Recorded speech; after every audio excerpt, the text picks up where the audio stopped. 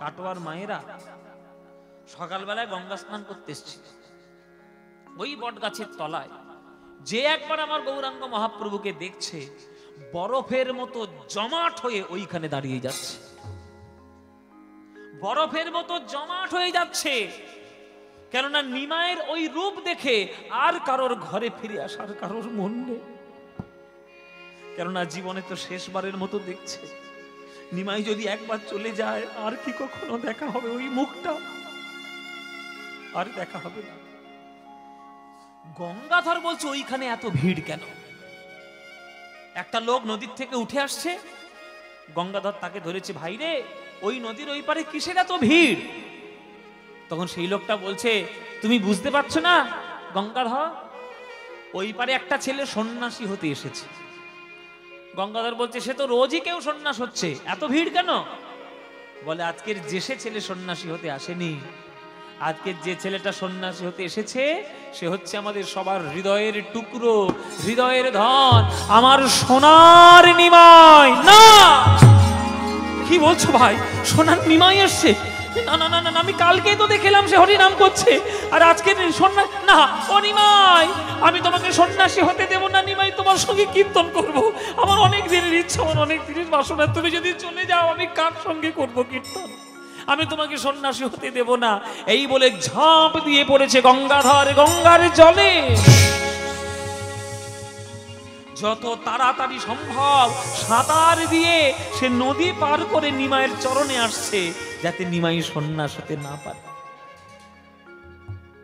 ও মায়েরা, একমুখী টান নদী, তাড়াতাড়ি কি পার করে আসা যায়? কত কষ্ট করে পার করে আসতে হচ্ছে। এদিকে নিমাই আমার সন্ন্যাসী হবে বলে মুন্ডন করে আজ বসে রয়েছে কেশব ভারতীর কাছে। গুরুদেব, আপনি দয়া করে আমায় দীক্ষাটা দিন। যে ঘর ছেড়ে বেরিয়ে এসছি সেই ঘর ছেড়ে আমি আর যেতে পারবো না ঘরে। আপনি দয়া করে আমাকে সন্ন্যাস মন্ত্রে দীক্ষা দিন। নিমাইকে দীক্ষা দিচ্ছে কেশব ভারতী, আর কাটোয়ার লোক তারা আকুল হয়ে কাঁদছে, আকুল হয়ে কাঁদছে। ওগো, এই ছেলেটা সন্ন্যাসী হয়ে চলে যাবে, এর বাড়ির লোক একে আজ্ঞা দিল কি করে সন্ন্যাস হওয়া? শুনেছি কিছুদিন আগে বিয়ে করেছে বিষ্ণুপ্রিয়া বলে একটা মেয়ের সঙ্গে, সেই মেয়েটাই বা কি করে অনুমতি দিল সন্ন্যাস হওয়ার? বলে, আমাদের মনে হয় ওই মাটাকে বোধহয় গলা টিপে হত্যা করে তবেই বাড়িতে এসছে, বউটার গলা টিপে হত্যা করে বোধহয় তবে বাইরে এসছে, নইলে এমন সোনার টুকরো ছেলেকে কেউ বাইরে ছাড়বে না। কোনো মা পারবে? কোনো মা পারবে? মা, তোমরা তো মা, তোমরা তো মা, তোমরা এই দুঃখ বুঝবে না তো কে বুঝবে? একটা রমণী, একটা নারী নিজেকে ধন্য বলে মনে করে, সব থেকে সেদিন আনন্দিত হয় সে যখন জানতে পারে সে সন্তানের জননী হতে চলেছে। সেই দিনের মতো আনন্দ সে কোনোদিন পায় না। তাই শরীরের শত দুঃখ সহ্য করেও একটা সন্তানকে জন্ম দেয়। সারা জীবন ধরে মনের মধ্যে একটা আশা করে থাকে যে মা হয়ে যদি সন্তানের কোলে মাথা রেখে মরতে পারি আমার জীবনটা ধন্য হবে। একটা মায়ের আশা সন্তানের কোলে মাথা রেখে মরবো, কিন্তু সন্তান যদি মায়ের কোলে মাথা রেখে মরে যায় এর থেকে বড় কষ্ট আর কিছু আছে? যে মা সন্তান হারিয়েছে সেই মা জানে, আর কেউ জানে না। সচিমা আমার সেই মা, 8টা কন্যা সন্তান মরে গেছে, বড় ছেলে চলে গেছে, স্বামী হারা হয়েছে, শাশুড়ি হয়ে বৌমার মরণ দেখেছে চোখের সামনে, লক্ষ্মীপ্রিয়ার মরণ। এমন জনম দুঃখিনী সচিমা, তাকে ছেড়ে নিমাই এসছে। তাই নদীটা সাঁতার দিয়ে গঙ্গাধর তাড়াতাড়ি আসছে যাতে নিমাই সন্ন্যাসী হতে না পারে। এদিকে মন্ত্র দীক্ষা নিয়ে নিল কেশব ভারতীর কাছে। ওগো নিমাই, শত শত মানুষকে দুঃখ দিয়ে তুমি আজ সন্ন্যাসী হলে নিমাই। শ্রীকৃষ্ণের চরণে যাতে চৈতন্য হতে পারে সবার, এই প্রচেষ্টা যেন তোমার থাকে। তাই এই বটগাছের তোমার তলায় তোমাকে আমি দীক্ষা দিলাম, আর তোমার নাম দিলাম নতুন। কি নাম? অদ্য হইতে নাম তোমার শ্রীকৃষ্ণ চৈতন্য। শ্রীকৃষ্ণ চৈতন্য কৃষ্ণ নাম দিয়া জীবের করা তুমি ধন্য, তুমি ধন্য। হরি নাম দিয়া জীবের করাও তুমি ধন্য, তুমি ধন্য। কৃষ্ণ নাম দিয়া জীবের করাও তুমি ধন্য। কেশব ভারতী গঙ্গাধর আছাড় খেয়ে পড়েছে কেশব ভারতীর চরণে। কেশব ভারতী আমার নিমাই কই? কেশব ভারতী দেখিয়ে দিলেন, এই তো তোমার নিমাই, এই আমার নিমাই, এই আমার নিমাই। আমার নিমাইয়ের ঘাড় পর্যন্ত কোঁকড়ানো চুল ছিল, কি অপরূপ দেখতে ছিল। আপনি মুন্ডন করিয়ে কি করেছেন আমার নিমাইকে? এই নিমাইকে তো আমি চিনি না। আমার নিমাইয়ের কিছু নাম দিয়েছেন নাকি? কেশব ভারতী বলছি, দিয়েছি তো বাবা। তোমার নিমাইয়ের নাম হয়েছে শ্রীকৃষ্ণ চৈতন্য। কি নাম? ওই যে শ্রীকৃষ্ণ চৈতন্য। যতবার নামটা উচ্চারণ করছে ততবার কেশব ভারতী শ্রীকৃষ্ণটি আস্তে বলছে, চৈতন্য জোরে বলছে।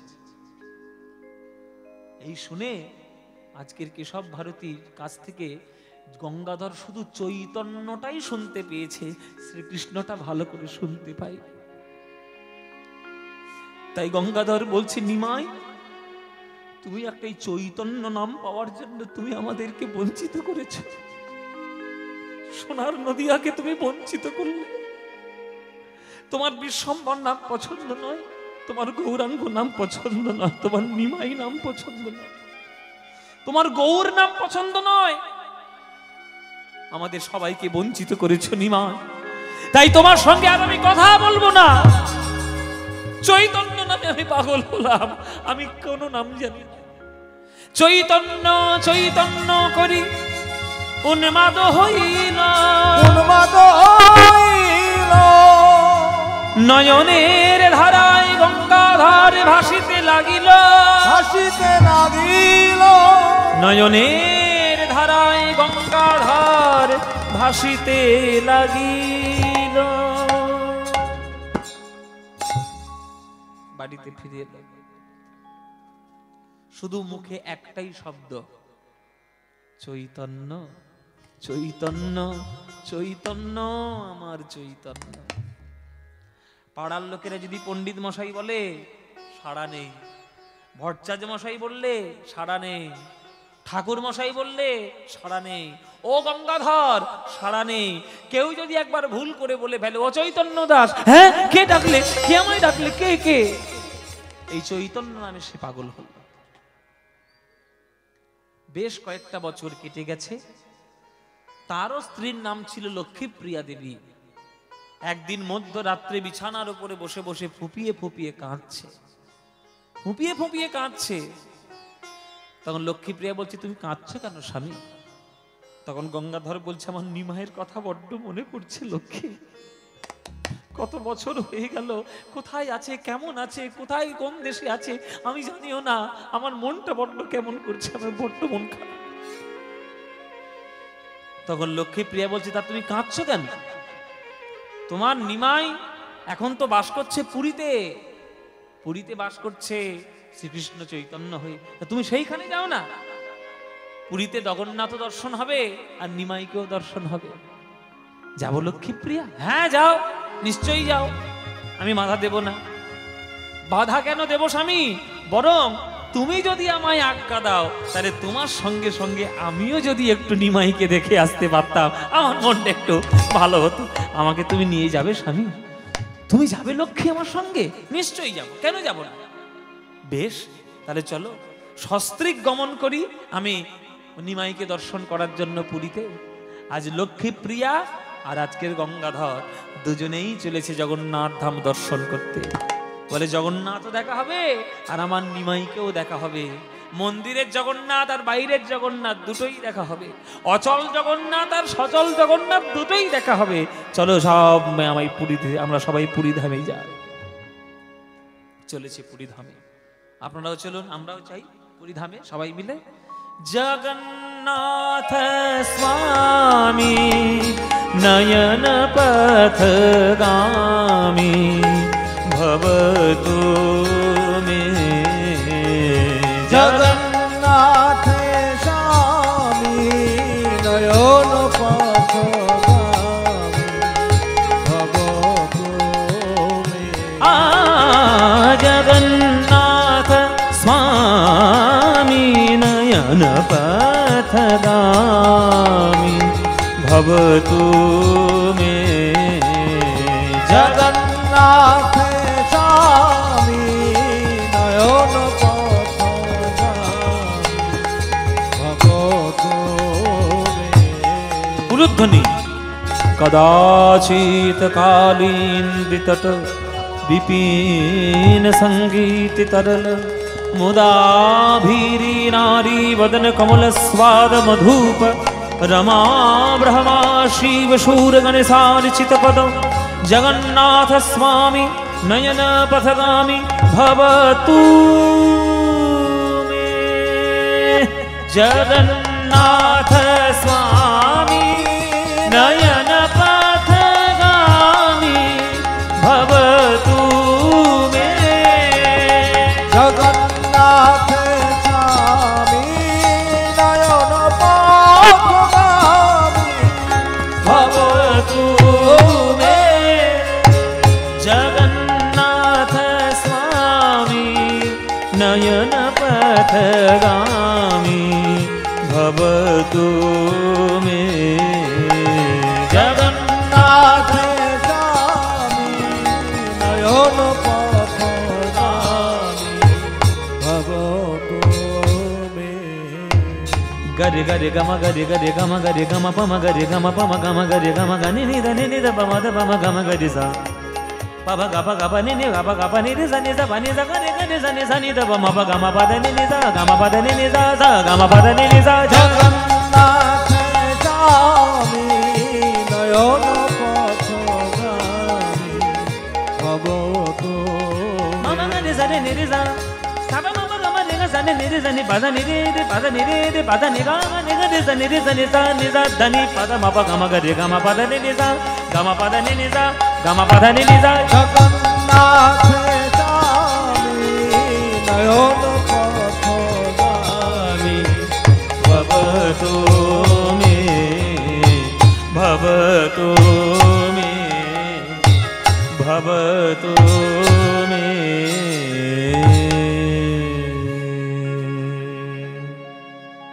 সবাই বলুন জগন্নাথ দেব কি जय জগন্নাথ দেব কি जय জগন্নাথ দেব কি বলো বলভদ্র জিউ কি সুভদ্রা মাই কি শ্রীকৃষ্ণ চৈতন্য মহাপ্রভু কি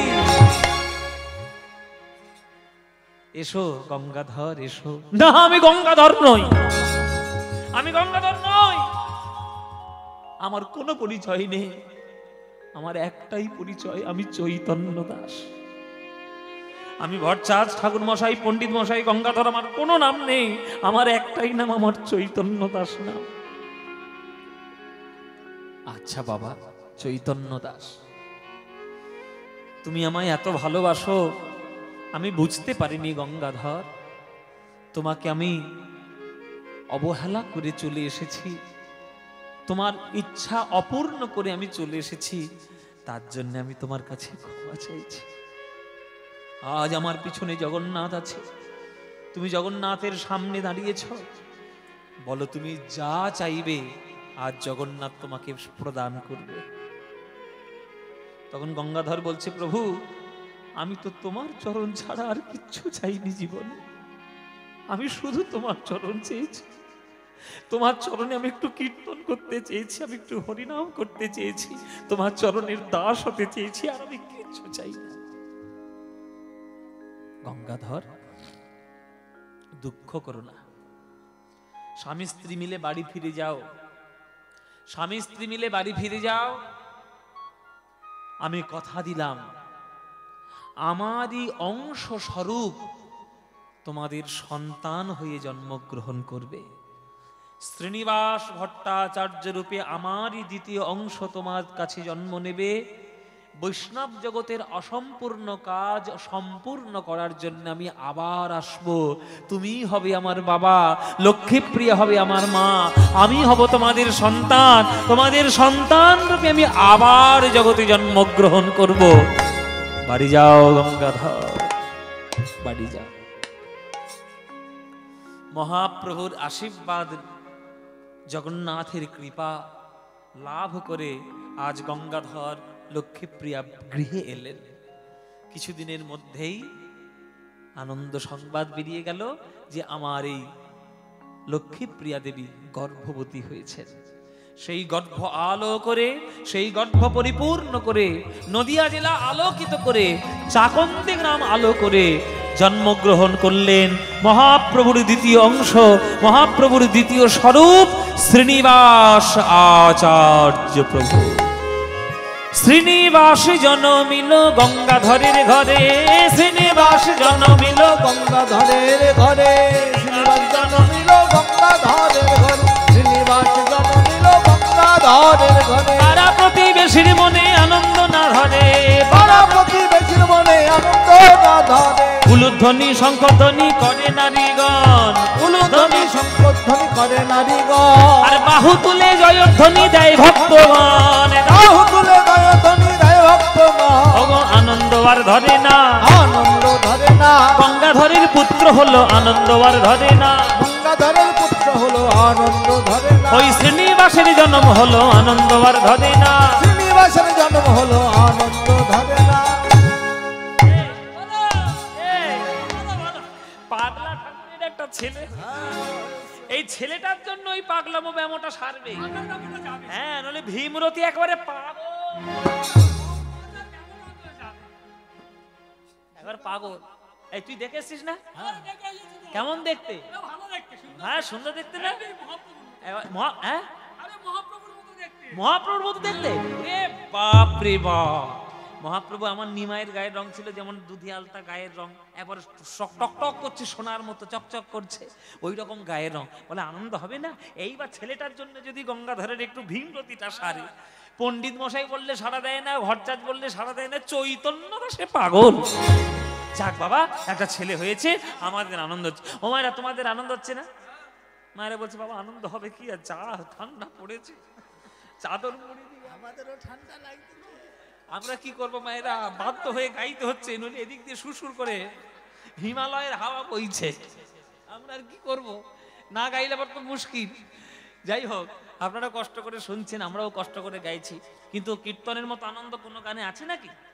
আনন্দ ধরে না, আনন্দ ধরে না। শ্রীনিবাসের জন্ম হলো আনন্দ আর ধরে না, শ্রীনিবাসের জন্ম হলো আনন্দ ধরে না। শ্রীনিবাসের জন্ম তোমরা হরি হরি হরি বলো, শ্রীনিবাসের জন্ম হলো হরি হরি হরি বলো, শ্রীনিবাসের জন্ম হেরে হরি হরি হরি বলো, শ্রীনিবাসের জন্ম হেরে হরি হরি হরি বলো। আনন্দ ধরে না, আনন্দ ধরে না, আনন্দ ধরে না। ওই ছোট্টবেলা থেকে মায়ের কোলে বসে বসে আজকে শ্রীনিবাস শিক্ষা গ্রহণ করছে। একটা মা একটা সন্তানকে যা শেখাতে পারে, স্কুল বলো, কলেজ বলো, ইউনিভার্সিটি বলো, সেই শিক্ষা কোনোদিন দিতে পারবে না একটা মা যা শিক্ষা দেবে। তাই মা নিজেই একটা ইউনিভার্সিটি, মা নিজেই একটা বিশ্ববিদ্যালয়। পিতামাতার চরণে সন্তান যতটা শিখবে, সারা জীবনে সেই শিক্ষা স্কুল কলেজে পাবে না। স্কুল কলেজে গেলে কি শিখবে? 5 দোকানে 10, 3 5 15, হ্যাঁ, এবিসিডি, অ্যাপেল বল, আর a square plus 2ab plus b square, নানান ধরনের ফর্মুলা, বীজগণিত, পাটিগণিত, ভৌত বিজ্ঞান, রাষ্ট্রবিজ্ঞান, রসায়ন বিজ্ঞান সব শিখবে। কিন্তু মানুষ কাদের কোলে হবে? বাবা মায়ের কোলে হবে। তাই আপনারা মা, সন্তানকে মানুষ করার দায়িত্ব আপনাদের। দেখুন কি করে শ্রীনিবাস মানুষ হচ্ছে। 6 মাস বয়স হয়ে গেছে, শ্রীনিবাস সবে হামাগুড়ি দেওয়া শুরু করেছে। তা হামাগুড়ি দেওয়া যখন শুরু করেছে, আলতো আলতো কথা যখন বেরোচ্ছে, হ্যাঁ, যখন আলতো আলতো কথা বেরোচ্ছে, তখন মা সন্ধেবেলায় ওই ঘরের সামনে ঠাকুর ঘর, সেই ঠাকুর মন্দিরে কোলে করে বসায়, আর বসিয়ে ওই ছোট্ট ছোট্ট হাত দুটি নিয়ে এরকম করে তালি তালি দিয়ে শেখাচ্ছে। বলো তো বাবা, বলো বলো বাবা, বলো নিতাই নিতাই নিতাই, বলো গৌর গৌর গৌর। মা শেখাচ্ছে। বলো বাপ শ্রীকৃষ্ণ চৈতন্য সুন্দর, বলো বাপ শ্রীকৃষ্ণ চৈতন্য সুন্দর, বলো বাপ শ্রীকৃষ্ণ চৈতন্য সুন্দর, বলো বাপ শ্রীকৃষ্ণ চৈতন্য সুন্দর। শ্রীবাসাদি অদ্বৈত আরে গদাধর, হরি বল হরি বল। অদ্বৈত আর গদাধর, শ্রীবাসাদি অদ্বৈত আর গদাধর। বলো বাপ শ্রীকৃষ্ণ চৈতন্য সুন্দর, বলো বাপ শ্রীকৃষ্ণ চৈতন্য সুন্দর। শ্রীবাসাদি অদ্বৈত আরে গদাধর, শ্রীবাসাদি অদ্বৈত আর গদাধর। জয় রূপ সনাতন ভট্ট রঘুনাথ, জয় রূপ সনাতন ভট্ট রঘুনাথ, শ্রীজীবী গোপাল ভট্ট দাস রঘুনাথ। শ্রীজীবী গোপাল ভট্ট দাস রঘুনাথ। আপনারা জীবনে শিখিয়েছেন, জীবনে শিখিয়েছেন? বাচ্চা ছেলে কোলে আছে আর তুমি সন্ধ্যেবেলায় সিরিয়াল দেখতে বসেছো, বোঝে না সে, বোঝে না, টিভি দেখছো। তো ওই যে বাচ্চাটা কোলে সারা জীবনে কিচ্ছু বুঝবে না। বৃদ্ধাশ্রমে তোমাদের জায়গা এমনি হচ্ছে না, তোমাদের দোষে হচ্ছে। ছোট্টবেলা থেকে কানে তো 20 মন্ত্র ঢুকিয়ে দিচ্ছ, তা তারা মানুষ হবে কি করে? চোখের মাথা খাচ্ছ, কর্তার পকেট থেকে পয়সা খসছে, দামি দামি টিভি আসছে, চোখের মাথা খাচ্ছ, মাথার ব্যায়াম হচ্ছে, আর সংসারের অশান্তি ঘটছে। সিরিয়ালে এই কটা উপকার ছাড়া কিচ্ছু পাচ্ছ না। কি করে শাশুড়ির খাবারে বিষ মাখাবে, কি করে বৌমার গলা টিপে মারবে, আর কি করে নায়ককে ধরে ধরে 5-10টা করে বিয়ে দিয়ে দেবে। যত সব অশিক্ষিতদের দল, সেই সব আপনারা বাড়িতে ঢোকাচ্ছেন, আর আপনারা নিজেরাই সেইগুলো দর্শন করে আর নিজেদের সংসারে খাল কেটে কুমির নিয়ে আসছেন। জীবনে কখনো সন্তানকে কোলে করে নিয়ে এই মন্দিরে বা শিব মন্দিরে বা এই রাধা গোবিন্দ মন্দিরে এসে বসেছেন আর বলেছেন বলো বাবা, বলো বাবা নিতাই নিতাই, বলো গৌর গৌর গৌর। তবেই না সেই বাচ্চাটা বড় হয়ে জানতে চাইবে নিতাইকে, গৌরকে, বিবেকানন্দকে, রামকৃষ্ণকে। তবেই তো সে জানতে চাইবে। জানতে চাইলে তবেই সে মানুষ হবে। মানুষ করুন। মানুষের অবয়ব চারিদিকে ঘুরে বেড়াচ্ছে, মানুষ ঘুরে বেড়াচ্ছে না। মানুষ যদি ঘুরে বেড়াতো আজকের ইসরায়েলের যা দশা হচ্ছে ওটা হতো? গাজায় যা হচ্ছে, ইসরায়েলে যা হচ্ছে, সারা বিশ্বে যা যুদ্ধ হচ্ছে, মানুষ হলে হতো? জেনে রাখবেন, যে দেশ থেকে সঙ্গীত চলে যায়, যে দেশ থেকে কালচার চলে যায়, যে দেশ থেকে চিত্রকলা চলে যায়, যে দেশ থেকে গান বাজনা চলে যায়, সেই দেশটা গোলা বারুদের দেশ হতে বেশি দিন সময় লাগে না। তার জলজ্যান্ত প্রমাণ এই Pakistan, Afghanistan, Iraq, Iran, Gaza, Israel যা দেখছেন সব ওই উদাহরণ। তাই তাদের দেশে গান বাজনা নেই, প্রেম নেই, মনুষ্যত্ব নেই, তা সেখানে বোমা গোলাগুলি হবে না তো কি হবে? মানুষ করুন, মানুষ। কোলে বসান, বাচ্চাদের হাতটা করতালি দিয়ে শেখান, নিজেরাও শিখবেন, বাচ্চাদেরও শেখাবেন। জয় রূপ সনাতন ভট্ট রঘুনাথ, জয় রূপ সনাতন ভট্ট রঘুনাথ, শ্রীজীবী গোপাল ভট্ট দাস রঘুনাথ, শ্রীজীবী গোপাল ভট্ট দাস রঘুনাথ। এই 6 গোসাইয়ের করি চরণ বন্দন, এই 6 গোসাইয়ের করি চরণ বন্দন, যাহা হইতে বিঘ্ন নাশ অভীষ্ট পূরণ, যাহা হইতে বিঘ্ন নাশ অভীষ্ট পূরণ।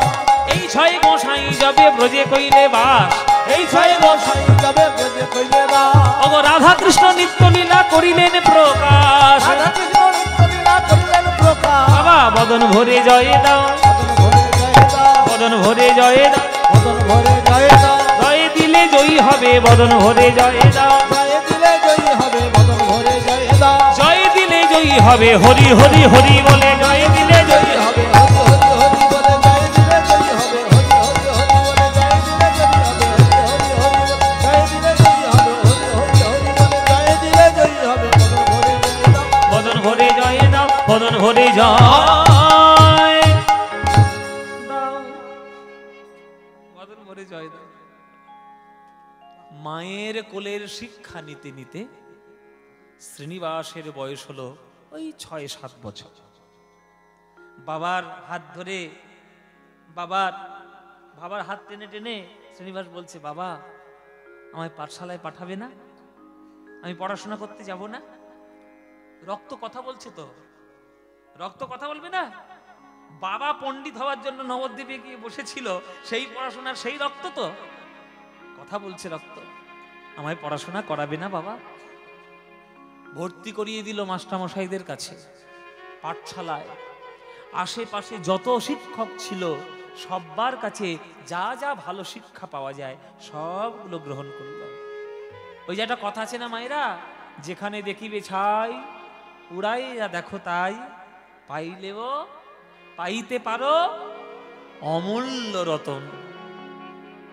শিক্ষা কোথা থেকে আসবে কেউ জানে না। একটা মুচির কাছেও শিখতে হয় জানো। একটা মুচি যখন জুতো সেলাই করে তুমি পারবে? তুমি তো পারবে না, তাহলে শিখতে ক্ষতি কি?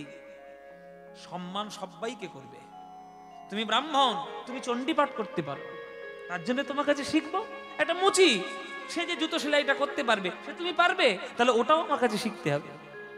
তাই জগতের যত সমাজের মানুষ রয়েছে সবাই সম্মানের অধিকারী, কেউ অসম্মানের অধিকারী নয়। তুমি সম্মান দিতে পারছো না, এটা তোমার অশিক্ষা, তার কোনো দোষ নেই, তার কোনো দোষ নেই। তাই যেখান থেকে শিক্ষা পাবেন সেইখান থেকে কুড়িয়ে নিন। আশেপাশের যা যা মাস্টার মশাই শিক্ষক মশাই ছিলেন প্রত্যেকের কাছে শ্রীনিবাস গেল, পড়াশোনা করে এলো। এই পড়াশোনা করতে করতে বড় হতে হতে ওই মোটামুটি বয়স হয়েছে 12-14 বছরের মতো বয়স হয়েছে শ্রীনিবাসের। ওইটুকু বয়সে সে মহাপণ্ডিত হয়ে উঠল।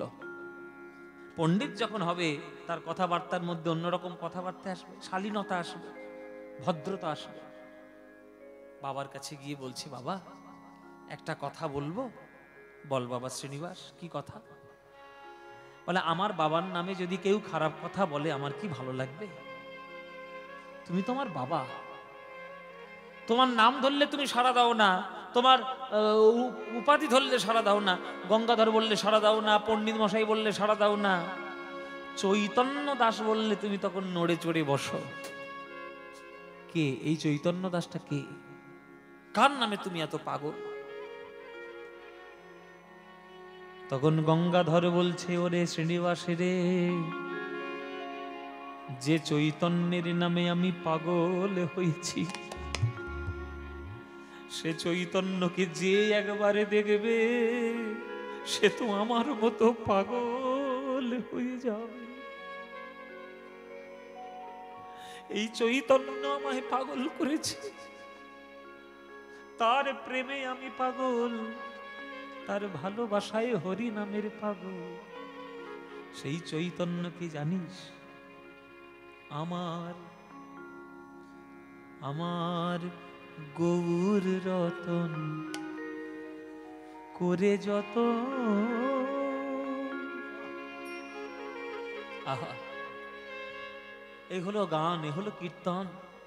এক একটি গানের মধ্যে শুধু হৃদয়ের আর্তনাদ রয়েছে ভগবানের প্রতি, তবেই না পদ, তবেই না কীর্তন। গৌর রতন করে যত রাখবো হিয়ার মাঝে,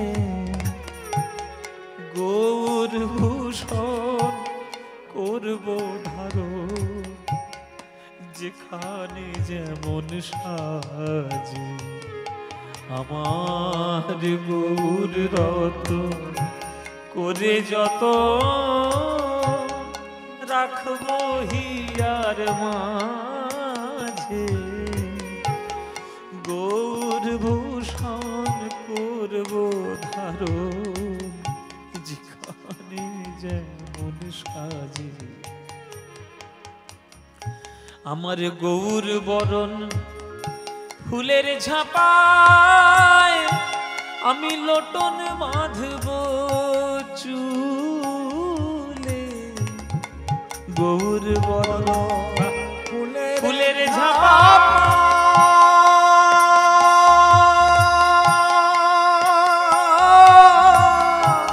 আমি লোটন বাঁধব চুলে, গৌর বলে গরব করে আমি পথে যাব চলে, আমি গৌর বলে গৌরব করে পথেই যাব চলে। তোমরা দেখছো কি সই আমার গোরা রূপে, আমার সকলই গেল ভেসে, দাস লোচন বলে কুতূহলে আমি দেখবো বসে বসে।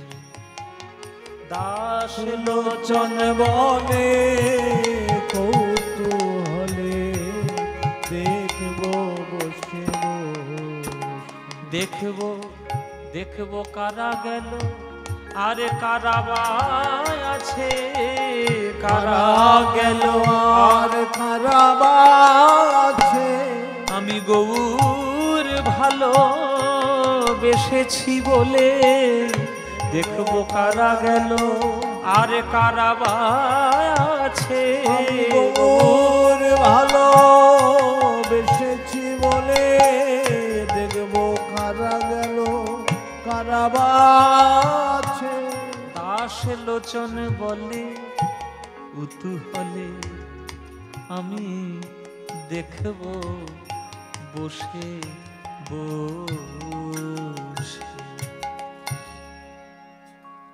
ও তাহলে মা ছোটবেলায় সে কোলে বসিয়ে বসিয়ে যে গৌরের নাম করাতো, সেই গৌর তোমার চৈতন্য? বলে হ্যাঁ, ওই গৌরী আমার চৈতন্য, ওর জন্যই আমি পাগল হয়েছি রে শ্রীনিবাস। বাবা তুমি তো গৌরকে দেখেছো, আমি তো গৌরকে দেখিনি, তুমি আমায় কৃপা করে একটু গৌরকে দেখাতে পারবে? তোমার কথা শুনে আমার গৌরের প্রতি প্রেম অনুরাগ বৃদ্ধি হয়েছে, আমি একবার দেখবো গৌরকে, আমায় দেখাতে পারবে? শ্রীনিবাস পড়াশোনা সারা জীবন করবি, কিন্তু একবার যদি গৌর আমার বেরিয়ে যায় জগৎ থেকে আর পাবি না। ওই গৌর আমার এখন বসবাস করছে পুরীতে, তার শরীর ভালো নয়, লোকের মুখে আমি শুনেছি সে হরিনাম করতে করতে নাকি সমুদ্রের জলে ঝাঁপিয়ে পড়ে, সে নাকি কীর্তন করতে করতে তার চোখ বেরিয়ে আসে, সে নাকি হরিনাম করতে করতে হাত পা অবশ হয়ে যায়। যত শিগগির পারিস পুরীতে গিয়ে একবার আমার গৌরাঙ্গকে দেখে আয়, তারপরে তুই সারা জীবন পড়াশোনা কর, আমার বাধা দেব কিচ্ছু নেই, কিন্তু একবার গৌরকে দেখে আয়। বেশ বাবা, আমি আর দেরি করব না, আমি গৌরকে দেখতে যাব, আমি এই তোমার চরণে প্রণাম করে আমি কালকেই বেরিয়ে যাব, আর দেরি করব না। শুভস্য শীঘ্রম, যত তাড়াতাড়ি পারা যায় শুভ কাজ করে দিতে হয়। তারপরের দিন সকালবেলায় ছুটে চলল পুরীতে দর্শন করার জন্য গৌর হরিকে। সেদিন ছিল সরস্বতী পুজো বাবা, চারিদিকে সব সরস্বতী পুজো হচ্ছে, আর সেই সময় গৃহত্যাগ করছে শ্রীনিবাস গৌরকে দেখবে বলে। গৌর গৌর গৌর গৌর গৌর গৌর গৌর হে, গৌর গৌর গৌর গৌর গৌর গৌর গৌর হে, গৌর গৌর গৌর গৌর গৌর গৌর গৌর হে, গৌর গৌর গৌর গৌর গৌর গৌর গৌর হে, গৌর গৌর গৌর গৌর গৌর গৌর গৌর হে, গৌর গৌর গৌর গৌর গৌর গৌর গৌর হে, গৌর গৌর গৌর গৌর গৌর গৌর রক্ষমাং, গৌর গৌর গৌর গৌর গৌর গৌর রক্ষমাং, গৌর গৌর গৌর গৌর গৌর গৌর পাহি মাম, গৌর গৌর গৌর গৌর গৌর গৌর পাহি মাম, গৌর গৌর গৌর গৌর গৌর গৌর হে, গৌর গৌর গৌর গৌর গৌর গৌর গৌর হে, নিতাই গৌর হরি বল হরি বল, গৌর হে।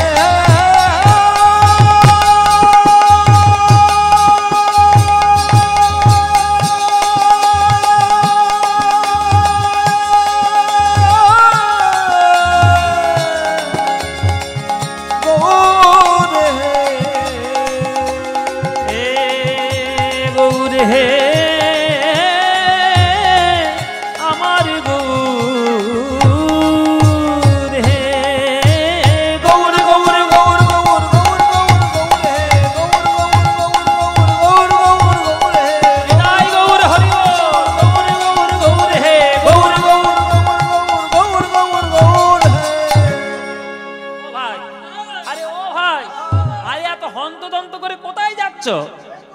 হ্যাঁ হ্যাঁ, গৌর দর্শনে। কোথায় যাচ্ছ? বলে পুরীতে।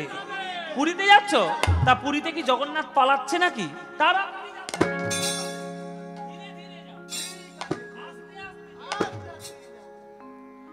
বলে গৌরকে আমার কি জগন্নাথ পালাচ্ছে নাকি? আর তো হন্তদন্ত করে যাবার কি আছে? তখন শ্রীনিবাস বলছে, আমি কি শুধু জগন্নাথ দেখতে যাচ্ছি? আমি তো গৌর দর্শনে যাচ্ছি, শ্রীকৃষ্ণ চৈতন্যকে দর্শন করতে যাচ্ছি।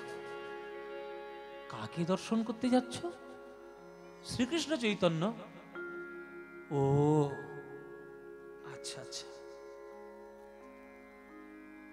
বলে মাথাটা নিচু করে নিলে কেন দাদা? শ্রীকৃষ্ণ চৈতন্যের নাম শুনে মাথাটা নিচু করলে কেন? তখন বলছে, মাথা নিচু করলাম কেন?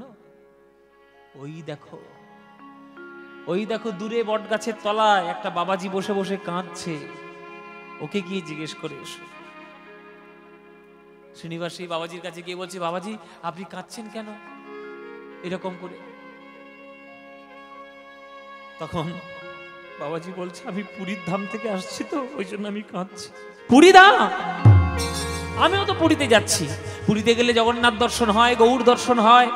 আপনি কি শ্রীকৃষ্ণ চৈতন্য মহাপ্রভুকে দেখতে পাননি? কাঁদছেন কেন? কি দুঃখে কাঁদছেন? তখন বাবাজি বলছে, ভাই রে, আমি তো দেখেছি গৌরকে, আমার তো ভাগ্য হয়েছে শ্রীকৃষ্ণ চৈতন্যকে দেখার জন্য, কিন্তু আর যারা যাবে পুরীতে আর কেউ কোনোদিন শ্রীকৃষ্ণ চৈতন্যকে দেখতে পাবে না।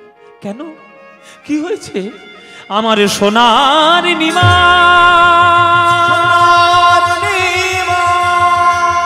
আমার প্রাণের গৌর হরি শ্রীকৃষ্ণ চৈতন্য এই জগতে না, জগতে ছেড়ে চলে গেছে প্রভু।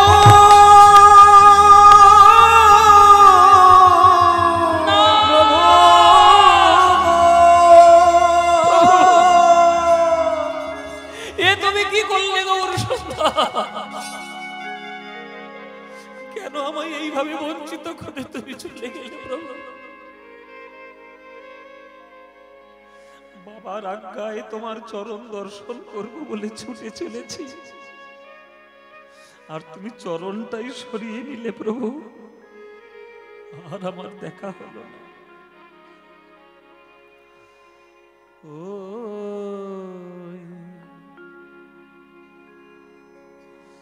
গোরা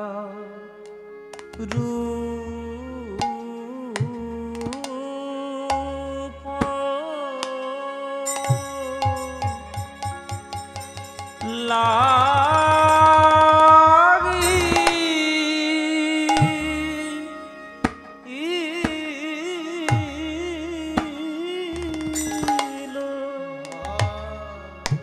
ও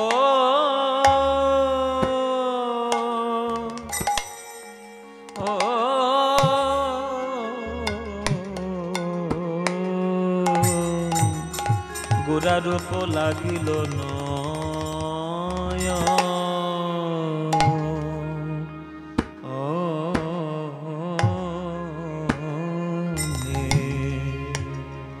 ও গোরা রূপ আমি আর যে পাশ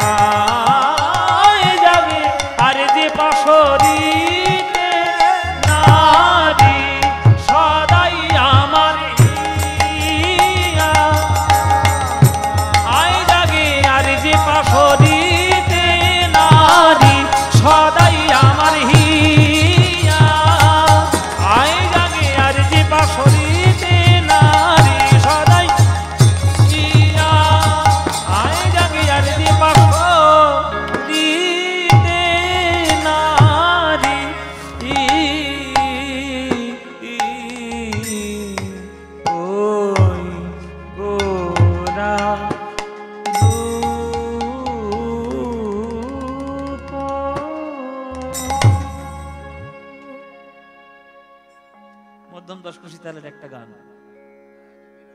হ্যাঁ না, এটা বিরাম না, এটা মধ্যম গান। হ্যাঁ, এরপরে আবার কাটা দশকোষী আছে, সে আবার বড় ছন্দ। এটা মধ্যমের গান, মধ্যমের অংশ। বিরাম হলে ছোট দশকোষী থেকে এসে তবে বিরাম করতে হবে। এটা মধ্যম দশকোষী। এই গরু গৌর অনুরাগে আজকে শ্রীনিবাস সিদ্ধান্ত নিল, যে দেহ গৌর চরণ পেল না, যে নয়ন গৌর দর্শন করল না, সেই দেহ থাকার থেকে না থাকাই ভালো। আমি গঙ্গার জলে ডুব দিয়ে আমি আত্মহত্যা করব। এই বলে গৌরের নাম নিয়ে গঙ্গার জলে যেই ডুবতে গেছে, আকাশবাণী হচ্ছে, শ্রীনিবাস কে?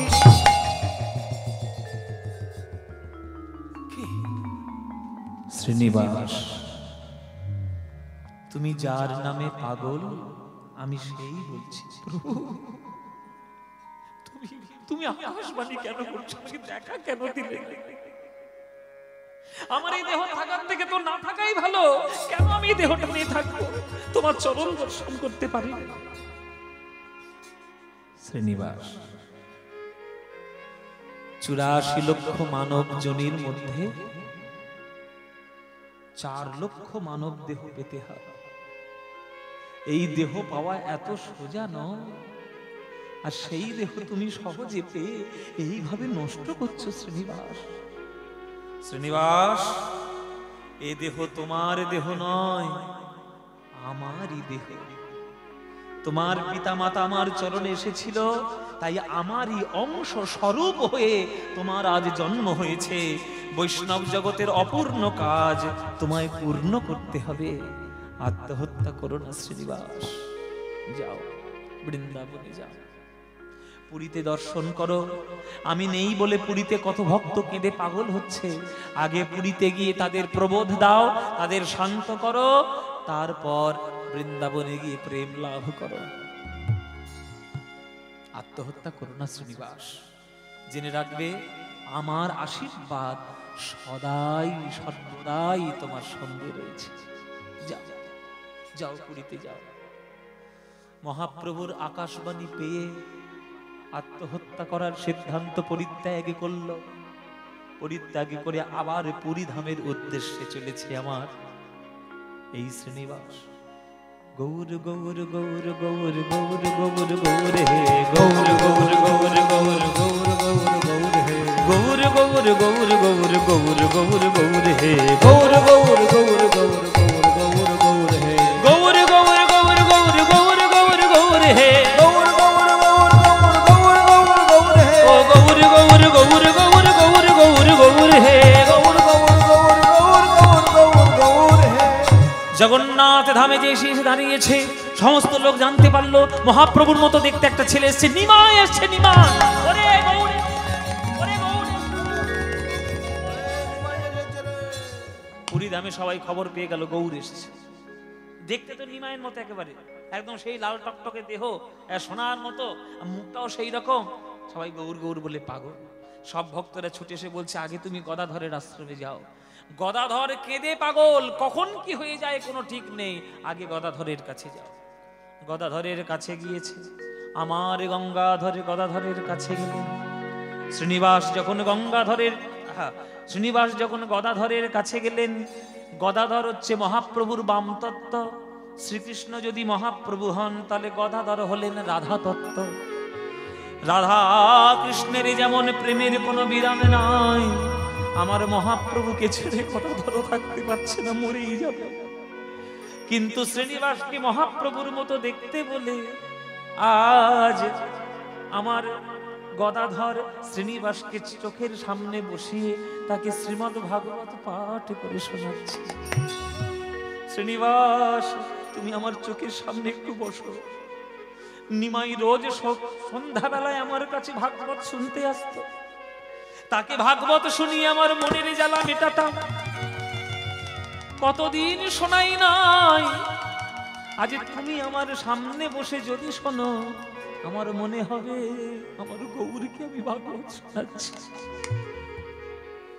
বৃন্দাবনং সখি ভুবগিতনোতি কীর্তি यद देवकी सुत पदाम्बुजलब्ध लक्ष्मी गोविंद वेणुवनमात्त मयूर नृत्यं प्रेक्षार्य सान्य वरदान्य समस्त सत्वम। এক একটি শ্লোক বলছে নয়নের অবিরত অশ্রুধারা বয়ে পড়ছে, অবিরত অশ্রুধারা বয়ে পড়ছে। হরি বল মায়েরা। ভাগবত পাঠ যখন শেষ হয়ে গেল তখন শ্রীনিবাস জিজ্ঞেস করছে যে আপনি তো একবারও গ্রন্থের দিকে তাকালেনই না, অনর্গল বলেই গেলেন, মানে কি আপনার ভাগবত মুখস্থ? তখন গদাধর বলছে যখন আমার সামনে নিমাই বসে বসে শুনতো তার চোখের জল দেখে আমারও চোখের জল বাঁধ মানত না, আমারও নয়ন জল ওই ভাগবত গ্রন্থের উপরে পড়তো, চোখের জল পড়ে পড়ে কালি মুছে গেছে শ্রীনিবাস। শুধু রোজ ভাগবত পাঠ করতাম বলে শ্লোকগুলো আমার মুখস্থ রয়েছে।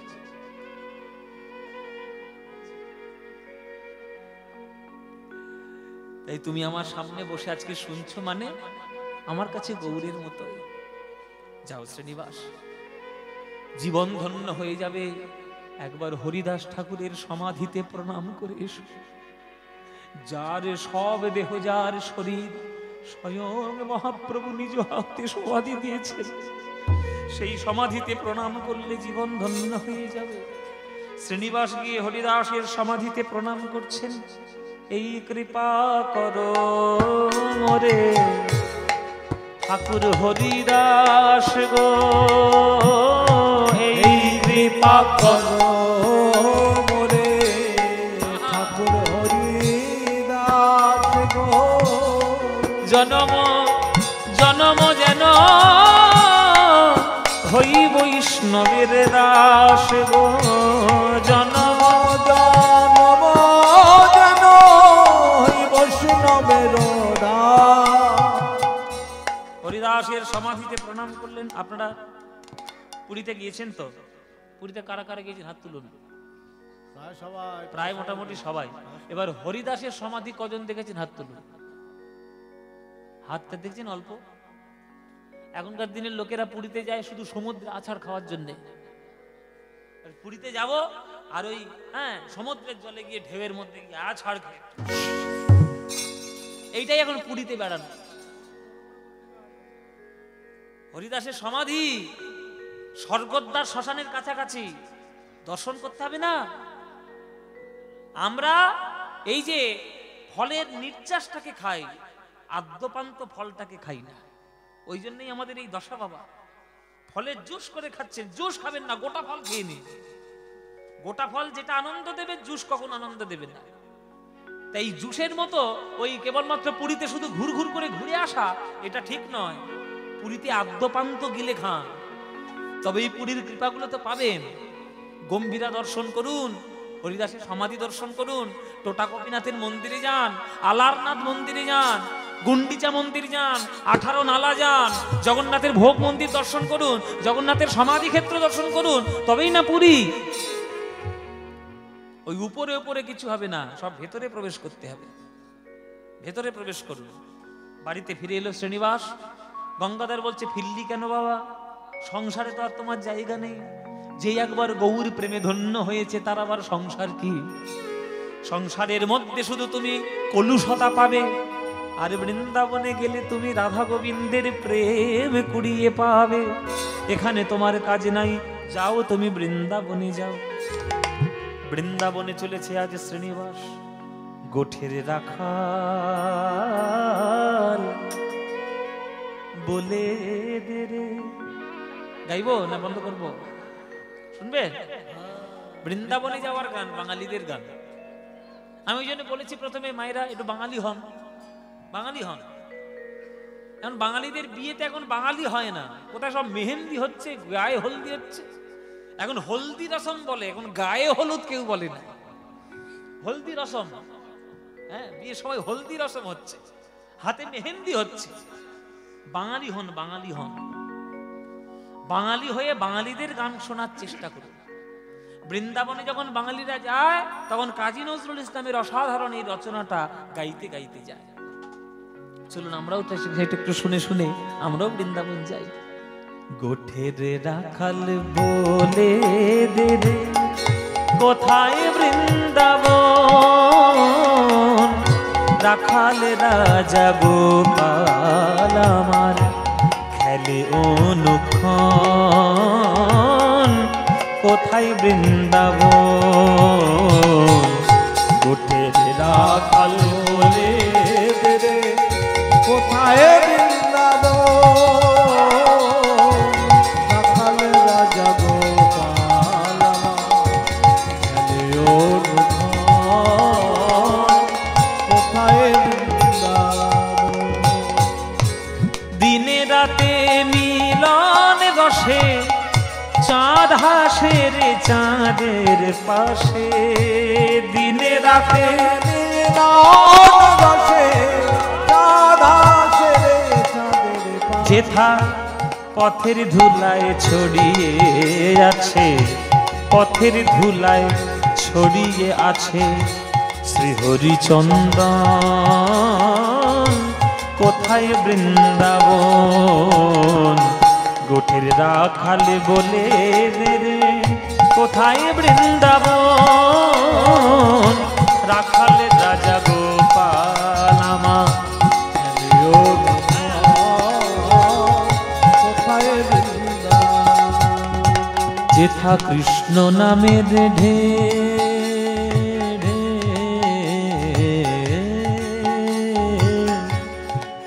যেথা কৃষ্ণ নামের ঢে ঢে ওঠে রে, সুনীল যমুনায় তমাল বনে আজ কানুর নূপুর শোনা যায় গো, নূপুর শোনা যায়। আজও যেথা কদম তলে বেনু বাজে সাঁঝ সকালে, আজ দেখা কদম তলে বেনু বাজে সাজে সকাল। যেথা নিত্য লীলা করে আমার, নিত্য লীলা করে আমার মদন মোহন, কোথায় বৃন্দাবন। গোঠের রাখাল বলে দে রে কোথায় বৃন্দাবন, রাখাল রাজা গোপাল আমার খেলে অনুক্ষণ, কোথায় বৃন্দাবন, কোথায় বৃন্দাবন, কোথায় বৃন্দাবন, কোথায় বৃন্দাবন।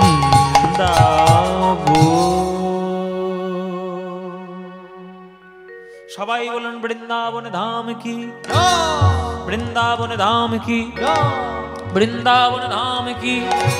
বলুন শ্রীমতী রাধা রানী কি, श्रीमती राधा रानी की, श्रीमती राधा रानी की। बोलो प्रेम से राधे राधे, राधे राधे, बोलो राधे राधे। वृंदावनं सखी भूभवितो नोति कीर्तिं, यद देवकी सुतपदाम्बुजलब्ध लक्ष्मी, गोविंद वेणुमनुमत्त मयूरनृत्यं, प्रेक्षादिशान्य परतान्य समस्त सत्वम।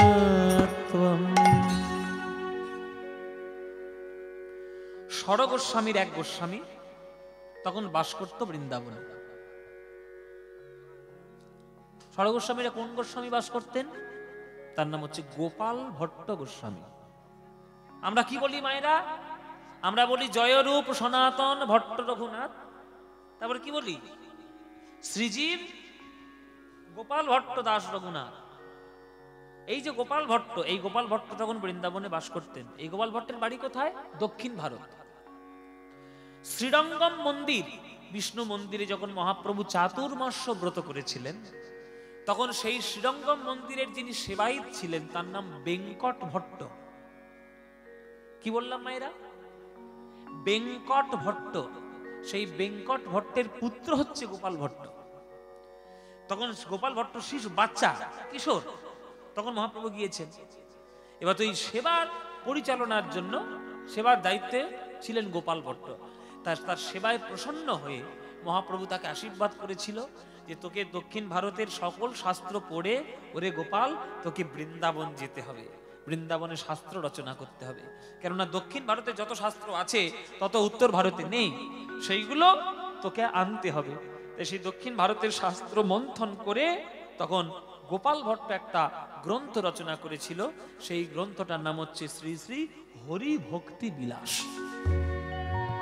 এই হরি ভক্তি বিলাস আমরা বাঙালিরা পেয়েছি ওই গোপাল ভট্টের জন্য। এই হরি ভক্তি বিলাস গ্রন্থ রচনা করেছিল। তিনি বৃন্দাবনে তখন থাকতেন। তা শ্রীনিবাস যেদিন প্রবেশ করবে বৃন্দাবনে, তার আগের দিন রাত্রির বেলায় মহাপ্রভু গোপাল ভট্টকে স্বপ্নাদেশ দিয়েছেন যে ওরে গোপাল, আমার শ্রীনিবাস আসছে, তুই ওকে দীক্ষাটা দিয়ে দিস। শ্রীনিবাস বৃন্দাবনে প্রবেশ করেছে আর গোপাল ভট্ট হাত তুলে দাঁড়িয়েই রয়েছে, এসো শ্রীনিবাস এসো, তোমাকে আমি দীক্ষা দেব বলে দাঁড়িয়ে আছি। গুরুদেব, আপনি আমায় চিনলেন কি করে? বলে, যাকে দেখতে অবিকল আমার গৌরাঙ্গ মহাপ্রভুর মতো, তাকে আবার চিনতে কোনো অসুবিধা হয় নাকি? আমি তো এমনি চিনে ফেলবো। আর আমার স্বয়ং মহাপ্রভু আমাকে আজ্ঞা দিয়েছেন যে তোমায় দীক্ষা দিতে হবে। তা মহাপ্রভু আগে থেকেই ব্যবস্থা করে রেখেছেন, তাকে দীক্ষা দিলেন গোপাল ভট্ট। সেই দীক্ষা নেওয়ার পর গোপাল ভট্টেরই আজ্ঞায় আমার শ্রীনিবাস গেলেন জীব গোস্বামী প্রভুপাদের কাছে শ্রীমদ্ ভাগবত শ্রবণ এবং পঠন পাঠনের জন্য। যাও, শ্রীমদ্ ভাগবত শ্রেষ্ঠ, নিম্ন গানং যথা গঙ্গা দেব মামুচ্যতে যথা, বৈষ্ণবানং যথা শম্ভো পুরাণানাং বিদং তথা। মায়েরা, নদীদের মধ্যে গঙ্গা শ্রেষ্ঠ, দেবতাদের মধ্যে বিষ্ণু শ্রেষ্ঠ, বৈষ্ণবদের মধ্যে শিব ঠাকুর শ্রেষ্ঠ, আর শাস্ত্রের মধ্যে ভাগবত শ্রেষ্ঠ। এই যে বলছে বৈষ্ণব জন তো তেনে কহিয়ে যে পীড় পরায়ে জানে রে। শুধু বৈষ্ণবীয় সাজ নিলে বৈষ্ণব হওয়া যায় না। এই শিবের মন্দিরে এসে দেখো শিব ঠাকুর কেমন বৈষ্ণব। শিবের থেকে বড় বৈষ্ণব এই বিশ্বব্রহ্মাণ্ডে কেউ আছে? কেউ নেই। কত বড় বৈষ্ণব! পরের উপকারের জন্য যে নিজেকে বিলিয়ে পর্যন্ত দিতে পারে, প্রাণের ভয় না করে, সেই তো প্রকৃত বৈষ্ণব। আমরা শুধু মালা তিলক নিচ্ছি আর বৈষ্ণব বললে নিজেদেরকে ঢং সাজাচ্ছি, ও করলে হবে না।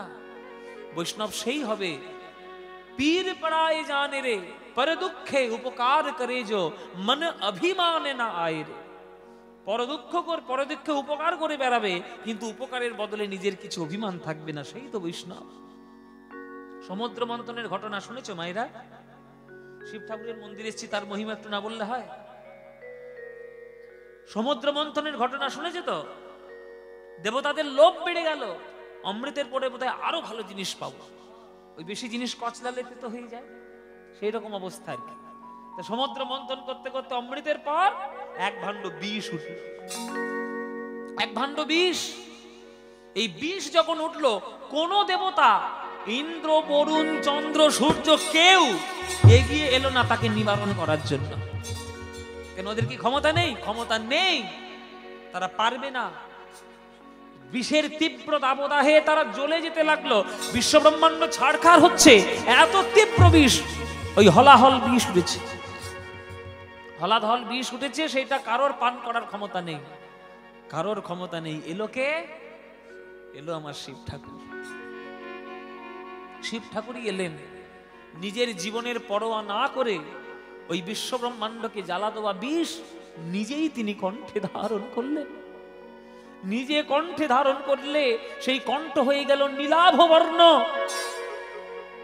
কিন্তু শিব মরল না একটাই কারণ, যেহেতু বিষটা পান করার আগে অমৃতের অংশ তার পাওয়া হয়ে গেছিল, ওই জন্য সে মরেনি।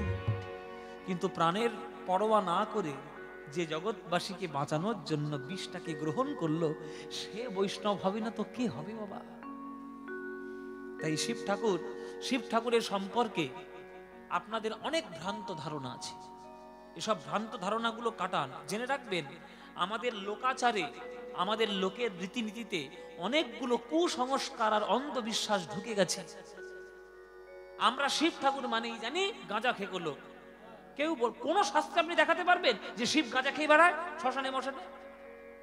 শিবের মতো যোগী, শিবের মতো শাস্ত্রজ্ঞ, শিবের মতো ধীর স্থির, শিবের মতো অত বড় বৈষ্ণব বিশ্ব ব্রহ্মাণ্ডে কেউ নেই। আর আপনি আপনার বাসনা পূরণ করার জন্য আপনার গাঁজা খেতে ভালো লাগে বলে আপনি শিব ঠাকুরের উপর দোহাই দিয়ে দিলেন।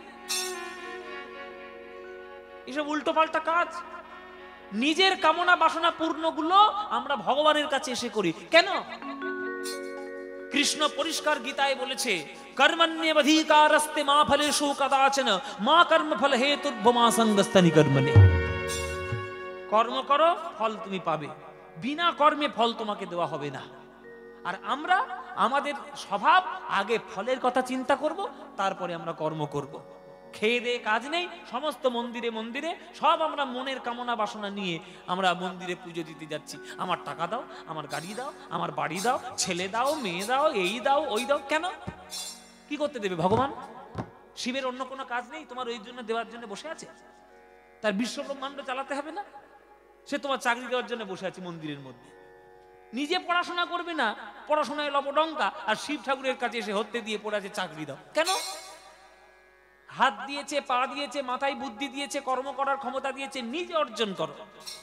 শিব ঠাকুরের কাছে যদি কিছু চাইতে হয় চেয়ে নেবে, হে শিব ঠাকুর তোমার মতো ধৈর্য আমায় দাও, জ্ঞান আমায় দাও, ভক্তি আমায় দাও, প্রেম আমায় দাও, বুদ্ধি আমায় দাও, তোমার মতো বৈষ্ণবীয় স্বভাব আমায় দাও।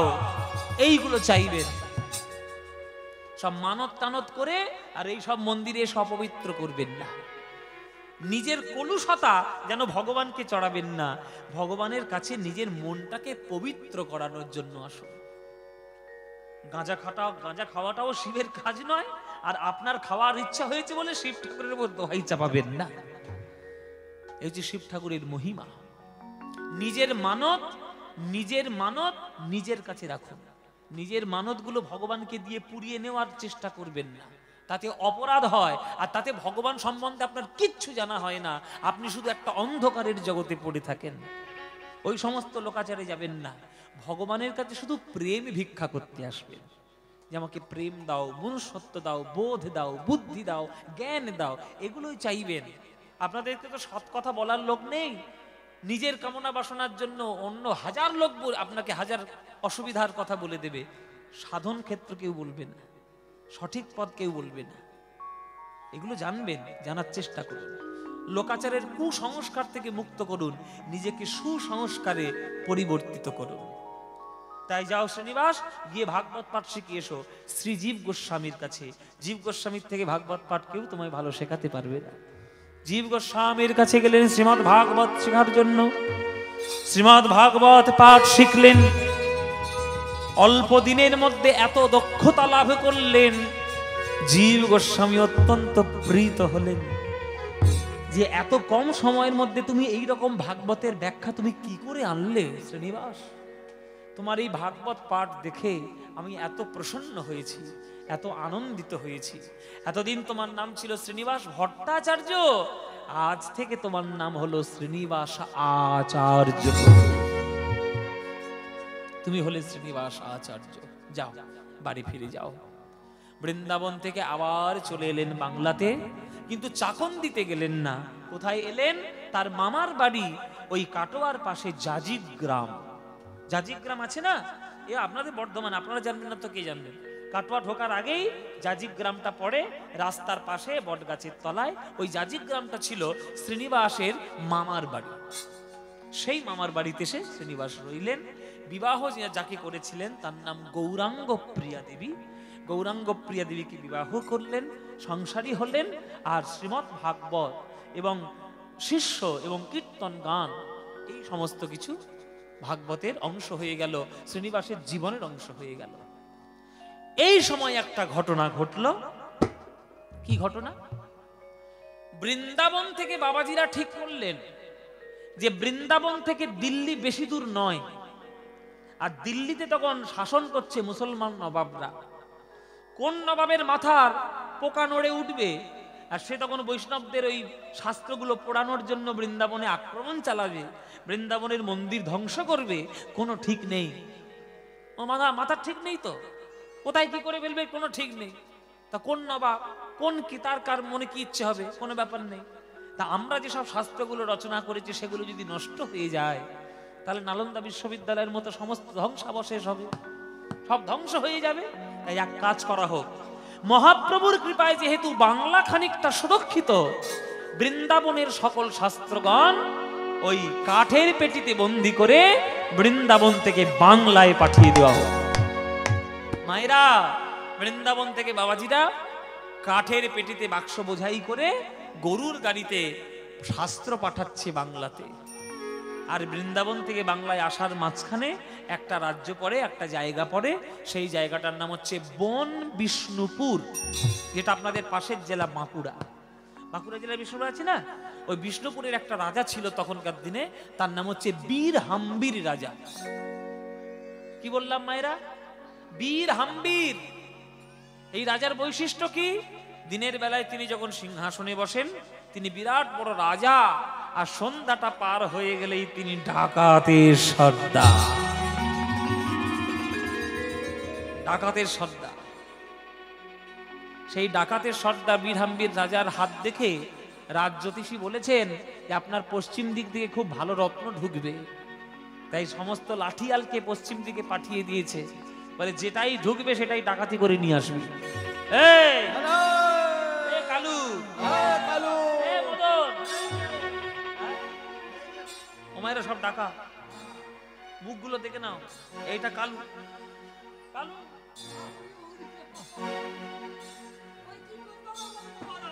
লাঠি নিয়ে যাবি, পশ্চিম দিকে আটকাবি, যা পাবি একবারে মাথায় লাঠি ভেঙে নিয়ে আসবি। এইসব কালু মদন যাচ্ছে ডাকাতি করতে। ও মায়েরা, বাবাজিরা গরুর গাড়িতে বাক্স বোঝাই করে বই পাঠাচ্ছে। এবার যারা ডাকাতি করতে যাবে তারা বইয়ের মহিমা বুঝবে। সে বাবাজিদেরকে মেরে ঠান্ডা করে দিয়েছে। হারে রে রে রে রে রে,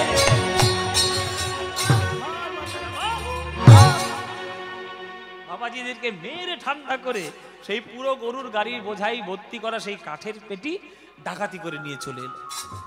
সকালবেলায় মহারাজের কাছে নিয়ে গেছে, মহারাজ ডাকাতি করেছি, বিরাট বড় ডাকাতি। বলছে খোল খোল, আমার চোখের সামনেই খোল, দেখ বড় বড় সোনার পাত বোধহয় লুকানো আছে। ও মায়েরা, সে কাঠের পেটি খুলে দেখে সোনার পাত কি, সব তাল পাতা ভর্তি হয়ে আছে। তখনকার দিনে তাল পাতায় লিখতো না, তাল পাতায় সব পুঁথি লিখতো, হ্যাঁ, ভূতজি পড়তে পুঁথি লিখতো, সেই সব ভর্তি হয়ে আছে। রাজা বলে, তো তোরা কি ডাকাতি করতে গিয়ে কি ডাকাতি করে নিলে?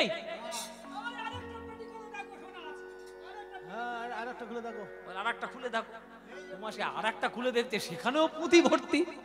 বলে তুই কিছুই বোঝা যাচ্ছে না। এই এই গুরুদেবকে ডেকে নিয়ে তো। গুরুদেবের নাম হচ্ছে শ্রী ব্যাস চক্রবর্তী। সেই ব্যাস চক্রবর্তীকে ডেকে নিয়ে আসা হলো। ব্যাস চক্রবর্তী এক একটা পুঁথি খুলে পড়ছেন আর খানিকটা থরথর করে কাঁপছে। রাজা বলছে, গুরুদেব কি হয়েছে, আপনার শরীর খারাপ নাকি? বলে, না মহারাজ, আপনি যে কোন রত্ন ভান্ডার পেয়েছেন এইটা ভাবতে গিয়ে আমার শরীর কাঁপছে। আপনি কি ভাবলেন সোনা দানা গয়নাগাটি জগতের সব থেকে বড় রত্ন? যে সাধনার ধন আপনি পেয়েছেন, এই উজ্জ্বল নীলমণি, দান কেলি কৌমুদী, এই যে আপনি পেয়েছেন হরিভক্তি বিলাস, এই সব গ্রন্থ ভান্ডার, বৈষ্ণবদের কত সাধনার পরে এই গ্রন্থ ভান্ডার প্রকাশিত হয়েছে। এই গ্রন্থ ভান্ডার রত্নের থেকে কম কিছু নয়, এই হলো জগতের শ্রেষ্ঠ রত্ন। যার তার হাতে দিলে রত্নের অপমান হবে, যোগ্য ব্যক্তির হাতে সমর্পণ করে দিন। তখন এই বিষ্ণুপুরের রাজা ঢেরা পিটিয়ে দিয়েছিল যে আমাকে ভাগবতে পাঠ করে যে আমাকে আমার মন গলাতে পারবে, আমি তাকে এই গ্রন্থ ভান্ডার উপহার দেব। তখন এই জাজিগ্রামে খবর এলো শ্রীনিবাস আচার্যের কাছে। শ্রীনিবাস বুঝতে পেরেছেন যে কোন কোন গ্রন্থ এসেছেন, কেননা তিনি তো বৃন্দাবনে তখন ছিলেন। সেই গ্রন্থগুলো যখন সন্ধান পেলেন, জাজিগ্রাম থেকে ছুটে চললেন বিষ্ণুপুরে। এক একটা গ্রন্থ উদ্ধার করছে রাজার কাছ থেকে। বীর হাম্বির রাজা, বসুন মহারাজ, আপনাকে ভাগবত পাঠ করে শোনাবো। আমি কি চোখে জল আনার অধিকারী? ঈশ্বর যদি আপনাকে কৃপা করেন, তাহলে গোবিন্দের প্রতিটি নামেই আপনার চোখে জল পড়বে। তুণ্ডে তাণ্ড বিনিরতি বিতনুতি তুণ্ডাবলি লব্ধয় উদ্ধনি कर्णक्रोड कडम्बिनी घटेति कर्णाभृतिभस्पृहं चेत प्राङ्गन संगिनी विजयति सर्वेन्द्रियाणां कृतिविनः जानिजनितं यत् भयमृते कृष्णेति वर्णद्वै बर्हापीडं नटवरबापू कर्णयो कर्णिकारं बिभ्रद्वासो गणककपीशं वैजयन्तीं च मालं रन्ध्राण्वेणधरसूधया पूरयन् गोपवृन्दै वृन्दारण्यं स्वपदरमणं प्राविशद् गीतकीर्तिः संसार सिन्धूमतिदुस्तरमूर्तितीर्ष नन्यप्लव भगवत पुरुषोत्तमस्य लीलाकथारसनि सेवनमन्तरेण पुंस भवेद् विविध दुःखदवार्दितस्य। हे कृष्ण करुणा सिन्धु दीनबन्धो जगत्पते गोपेशो गोपीकान्त राधाकान्त नमस्तु। तप्त काञ्चन गौरांगी राधे वृंदावनेश्वरी वृषभानुसुते देवी तं नमामि हरि। এক একটি অনর্গল শ্লোক বলে যাচ্ছে, আর এই শ্লোক শুনে যে রাজা টাকা পয়সা ছাড়া কিছু জানতো না, সেই রাজা সিংহাসন থেকে ছুটে ছুটে এসে শ্রীনিবাসের চরণ জড়িয়ে ধরেছে, গান গাইছে, প্রভু মোর শ্রীনিবাস পুরাইলে মনের আশ, তুয়া বিনা গতি নাহি আর রে। নিতাই গৌর হরি বিনা গতি নাহি আর রে। আমি আছি নো মায়ার কীট, আমার বড়ই লাগিত মিঠ, দেখাইলা অমিয়ার ধার হে, দেখাইলা অমিয়ার ধার রে। ও মাইরা, একটা গোবরে পোকা আর একটা মৌমাছি দুজনে বন্ধুত্ব হয়েছে। তা মৌমাছি গোবরে পোকাকে জিজ্ঞেস করছে, এ গোবরে পোকা তুই কি খাস? তখন গোবরে পোকা বুক ফুলিয়ে বলছে, আমি গোবর খাই। মৌমাছি বলছে, খাস গোবর, আবার বুক ফুলিয়ে বলছিস কেন? তুই যেটা খাস সেটা জগতে সব থেকে নিকৃষ্ট বস্তু, ওটা গরুর বিষ্ঠা। তখন গোবরে পোকা বলছে, তুই কি খাস? বলে, আমি কি খাই? আমি খাই মধু। জগতের শ্রেষ্ঠ সৌন্দর্য যেখানে লুকানো থাকে তার মধ্যে একটা হলো ফুল, ফুলের মধ্যে পরাগ, তার মধ্যে রেণু, আর তার মধ্যে মধু, সেই মধু আমি পান করি। তখন গোবরে পোকা বলছে, ভাই মৌমাছি, আমাকে কি একটু মধু খাওয়াতে পারবি? ভেবে দেখুন মায়েরা, কোনো মৌমাছি যদি গোবরে পোকার মুখে এক ফোঁটা মধু দেয়, তার কি আর কখনো গোবরে খেতে ভালো লাগে? আর গোবর খাবে? যদি মৌমাছি মধুর সন্ধান পেয়ে যায়, আর সে গোবরে মুখ দেবে? তত্ত্ব আছে এখানে। এখানে গোবরে পোকা কারা? এখানে গোবরে পোকা হলাম আমরা। আর মৌমাছি কারা? যারা সাধু সন্ত গুরু বৈষ্ণব, তাদের মুখ থেকে যদি একবার কৃষ্ণ নামামৃত মধু পান করে নিতে পারো, আর সংসারের গোবর তোমার ভালো লাগবে না। সেই কথাই বীর হাম্বির বলছেন, আছি নো মায়ার কীট, আমার বড়ই লাগিত মিঠ, দেখাইলা অমিয়ার ধার হে, দেখাইলা অমিয়ার ধার রে। জীবের নিস্তার লাগি নন্দসুত হরি, জীবের নিস্তার লাগি নন্দসুত হরি। ওই ভুবনে প্রকাশ হন গুরু রূপ ধরি, ভুবনে প্রকাশ হন গুরু রূপ ধরি। মহিমায় গুরু কৃষ্ণ এক করি জানো, মহিমায় গুরু কৃষ্ণ এক করি জানো। গুরু আজ্ঞা হৃদে সদাই সত্য করি মানো, গুরু আজ্ঞা দিবে সদাই সত্য করি মানো। গুরু রূপে ভগবান, গুরু রূপে ভগবান। শিষ্যের করে পরিত্রাণ গুরু রূপে ভগবান, শিষ্যের করে পরিত্রাণ গুরু রূপে ভগবান। সেই বীর হাম্বির রাজা হয়ে গেছিল পরবর্তীকালে শ্রীনিবাসের শিষ্য। সেই সকল গ্রন্থা ভাণ্ডার উদ্ধার করলেন, নিজের কাছে নিয়ে এলেন, চলে এলেন আবার যাজিগ্রামে। সেই শ্রীনিবাস আচার্যের সব থেকে প্রিয় শিষ্য যারা ছিল তাদের মধ্যে নরোত্তম দাস ঠাকুর একজন, তার মধ্যে রামচন্দ্র কবিরাজ ঠাকুর একজন, তার মধ্যে গোবিন্দ দাস একজন। কত শিষ্য তিনি করেছেন। মনোহর শাহী ঘরানার কীর্তন নিজে তিনি তৈরি করেছেন। সেই শ্রীনিবাস আচার্যের পাটবাড়ি হলো যাজিগ্রাম। আপনারা পয়সা খরচা করে তো নানান জায়গায় বেড়াতে যান, আপনাদের নিজের পাশের জায়গায় এত বড় একটা জায়গা রয়েছে, একবার গিয়ে মাথা ঠুকে আসবেন মায়েরা, তবেই আপনারা আমাদের বাংলার মহিমাগুলো বুঝতে পারবেন। জয় নিতাই। সেই শ্রীনিবাস আচার্যের কথা, সেই মহাপ্রভুর দ্বিতীয় স্বরূপের কথা আজকে আমরা এখানেই রক্ষা করলাম। শ্রীনিবাসের কৃপা বিন্দু আপনাদের মাথার উপর ঝরে ঝরে পড়ুক। আপনারা এত কষ্ট করে এই ঠান্ডার মধ্যে এই বৃষ্টির সমস্ত কিছু মাথায় নিয়ে এতক্ষণ ধরে কীর্তন শুনলেন। চলুন জয় নিতাই। সেই শ্রীনিবাসের কথা আমরা এখানে বিশ্রামে রাখলাম, আর একটা ভজন গাইতে গাইতে শেষে আমরা সবাই গানটা আনন্দ করতে করতে আমরা বিদায় হব। আজকে সবাই মিলে গাইবেন অচ্যুতম কেশবম কৃষ্ণ দামোদরম, অচ্যুতম কেশবম দামোদরম রাম নারায়ণম जानकी वल्लभाम राम नारायणम,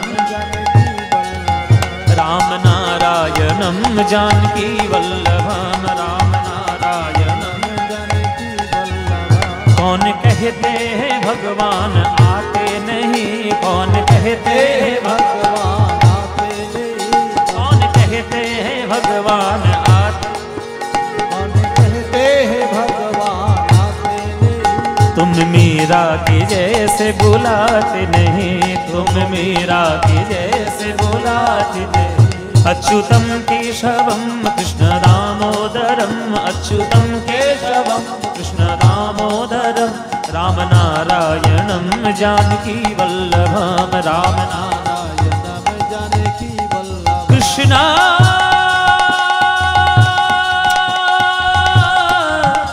कृष्णा हरे कृष्णा हरि ओम।